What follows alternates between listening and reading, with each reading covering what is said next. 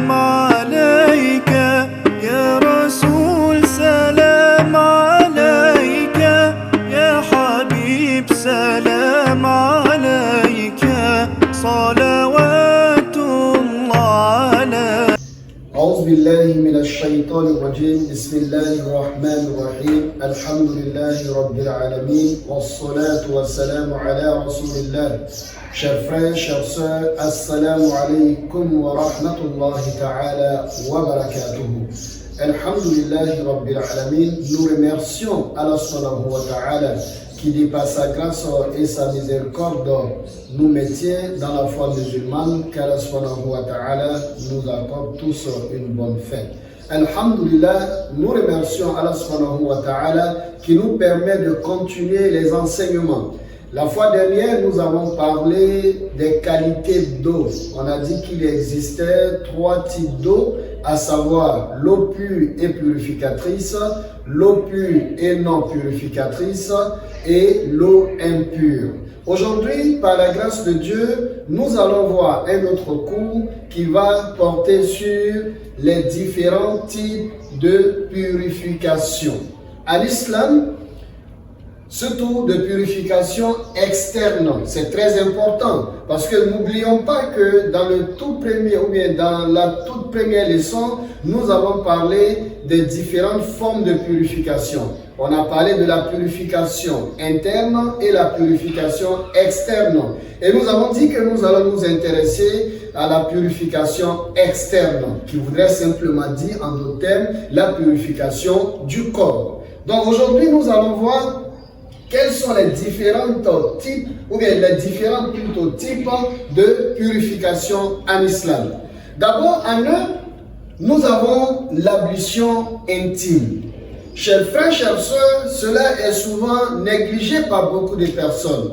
Il y a des personnes même qui ne savent même pas que cette purification, elle fait partie de la purification. Ce qui fait qu'il y a d'autres qui le négligent. La purification choses intimes, Inch'Allah, nous allons voir les conditions afférentes à cette purification et comment elle se fait et avec quel type d'eau que nous devons faire cette purification. Mais tout simplement aujourd'hui, ce que nous pourrions dire de cette purification, on va dire qu'il s'agit de purifier les parties intimes après un besoin.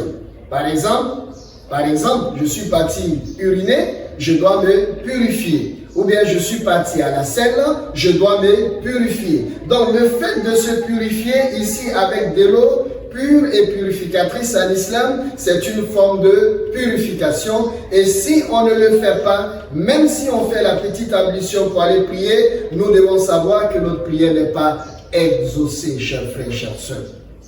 De deux, nous avons ce que nous appelons généralement la petite ablution.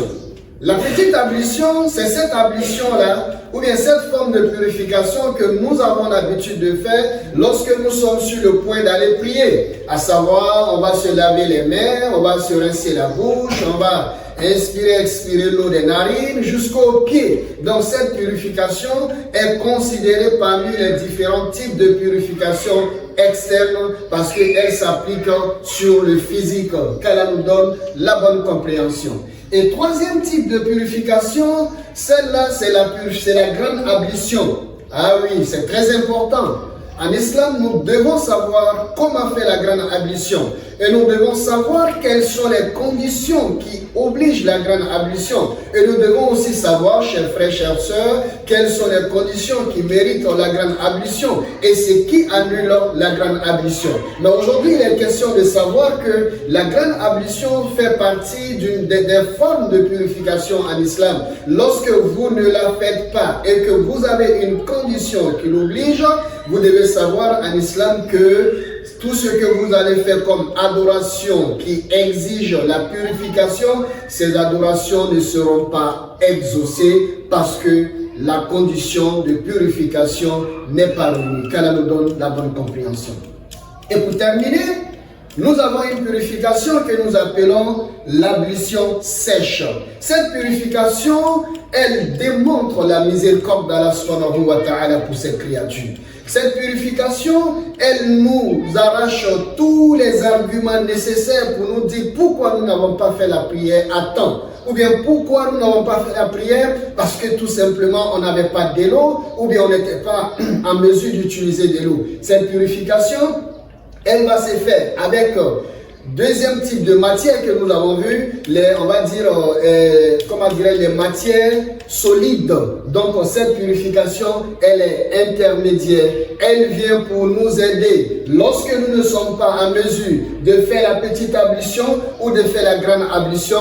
L'ablution sèche vient pour nous sauver de toutes ces choses, pour nous permettre de prier et accomplir les adorations qui exigent la purification. Chers frères, chères sœurs, et Inch'Allah, dans les jours à venir, nous allons prendre purification par purification et dire les règles juridiques afférentes à toutes les purifications et ce qui pourrait annuler cette purification et comment faire cette purification. Inch'Allah, dans nos prochaines vidéos, nous allons parler de ces choses. Assalamu alaikum wa rahmatullahi wa barakatuh. سلام عليك يا حبيب سلام عليك